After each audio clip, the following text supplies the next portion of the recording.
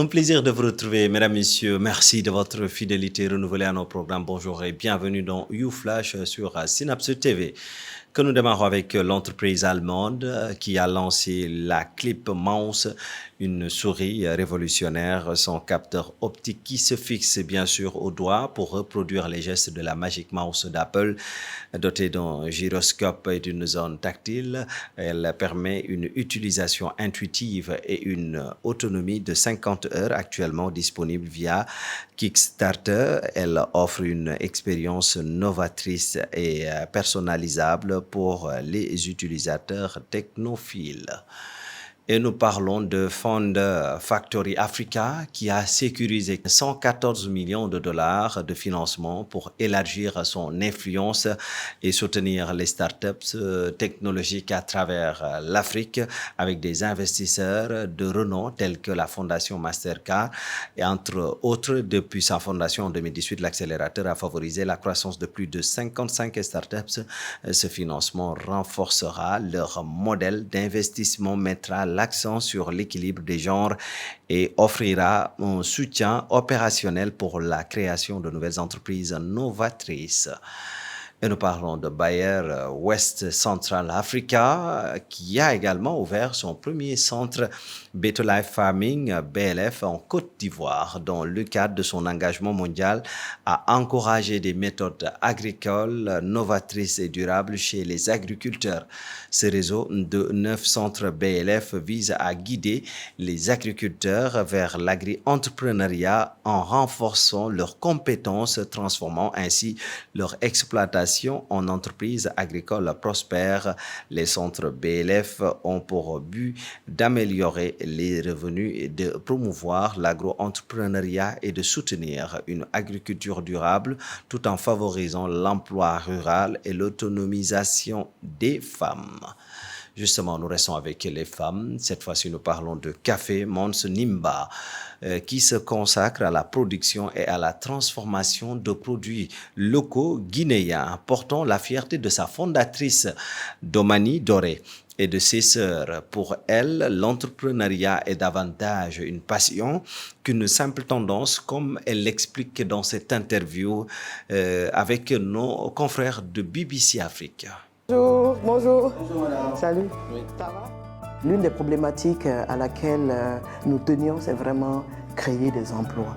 Et le Café Monimba, pour nous, est une extraordinaire possibilité d'y arriver à travers un système de vente de café de proximité que nous avons vraiment appelé le Café Monimba Express. Et ce sont des box où on présentera les consommateurs de café comme des grouilleurs. On n'a plus le temps de s'asseoir autour du café. Tu prends rapidement ta tasse et tu files à ton job, tu vas te débrouiller.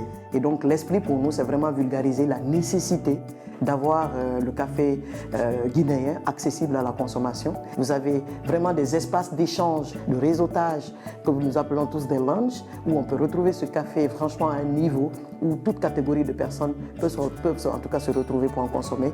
Et autour de cela, une vision future qui est franchement de faire exporter une franchise de café à l'africaine, pour les Africains et bien entendu pour le monde. D'accord. Et donc c'est fait à Zéro Correctu? Oui, c'est fait à Zéro Correctu, à Samoa. Vous ne pouvez pas mesurer ce que ça nous fait, ce que ça me fait personnellement lorsque quelqu'un tient sa tasse, déguste le café et se dit « Waouh, ça c'est du café guinéen ».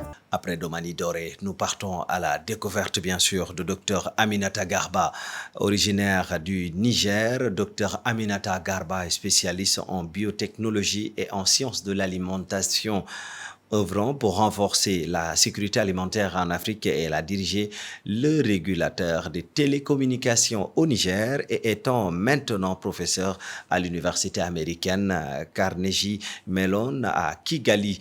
Adjara Ndiaye nous dresse son portrait. Professeur en génie électrique et en informatique à l'université Carnegie Mellon Africa à Kigali, la Nigérienne Aminata Garba expérimente un système d'irrigation intelligent à bas coût pour les agriculteurs africains.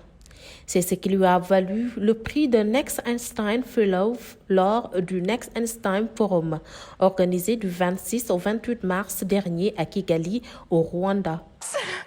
Et en ce moment-là, on pourra collecter les données au niveau de ces champs et en utilisant des transmissions de courte distance et qui sont plus précises. Ces données sont envoyées à un microcontrôleur et des décisions sont prises.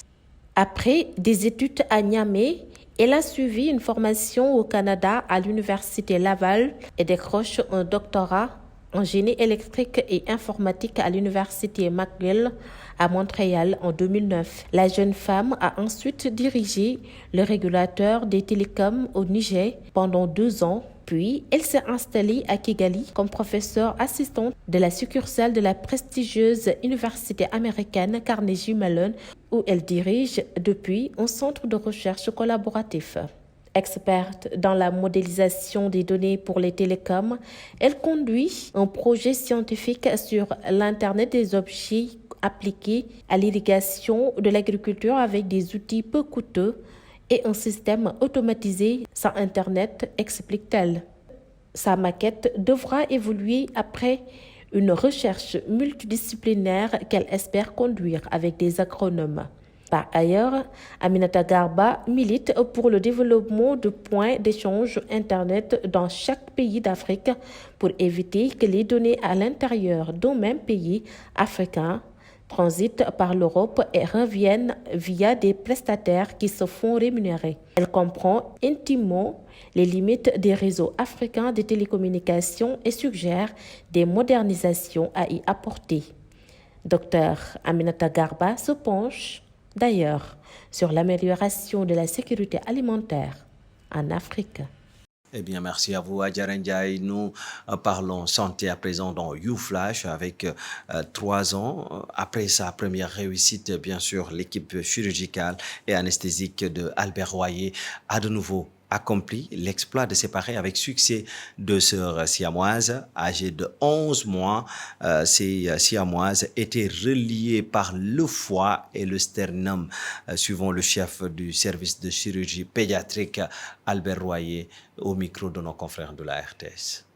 Elles étaient unies par un organe principal, c'est-à-dire le foie, et ensuite par le sternum, qui est l'os médian au niveau du thorax.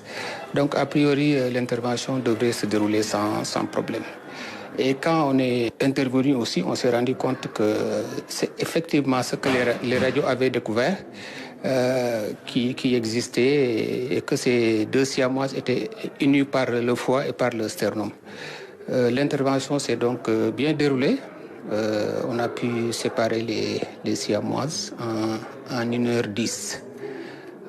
Sans compter bien sûr le temps de l'anesthésie qui était de 1h30, ce qui fait que l'intervention en elle-même a duré 3 heures de temps.